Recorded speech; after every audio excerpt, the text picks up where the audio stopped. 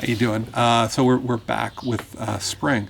Now spring is interesting time. It's different in every place.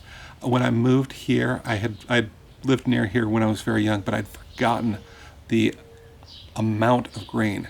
We are. I'm in a town of 30,000 people. They call it a big city here, but I'm a town of 30,000. But even in town, your trees. But outside of town, it's forest, and it's denser than most forests because it's so wet here, right? And so there really isn't any fire, and it just grows like there'll be a tree here and a tree there and a tree here and a tree. I mean that close together, very very dense, and so the green is overwhelming at this time of year. So for me, this is a poem about green. But if you're not from here, if you're say from Central California, which I know several of you are.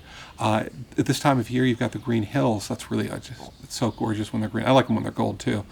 But you've also got the white flowers of the almond growers. You've got lots of tans. You've got a lot of. We don't have a lot of wide open space here.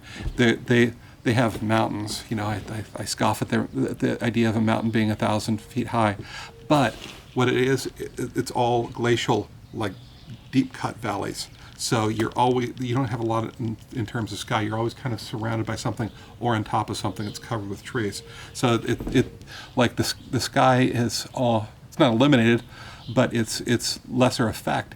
But if you're in the desert, the part of the color of spring is just those skies. You can see for miles. When I was in Arrowhead, part of this color of the season was May gray or June gloom, but not where I was, down below me. So I'd go to the edge of the cliff and I'd look down on the city, which it's covered by a very thin layer of clouds, and it was very cool, right? And so that was the color of that place. What's the color of your place? And we try to put this into a poem, and this can come out to being, if I were going to do this, I don't think I would do the green thing, because I think that's too expected. What I see a lot of, though, just in flashes, is orange. And so I'll see salamanders on the ground, it'll be orange.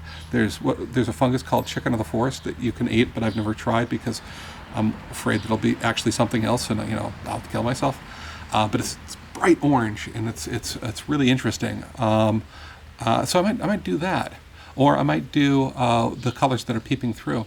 There's a single species of, I think it's maple, that's purple. And it's around here all over. It's actually, we've got some over behind us. I think is that it? Mm-mm. No. Well, we've got this tree over here, which is red.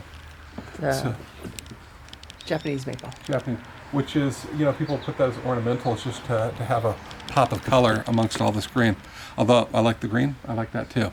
So we're thinking about planting one right behind where Anne's sitting. All right, when you have that, put it down below, and I'll see you tomorrow.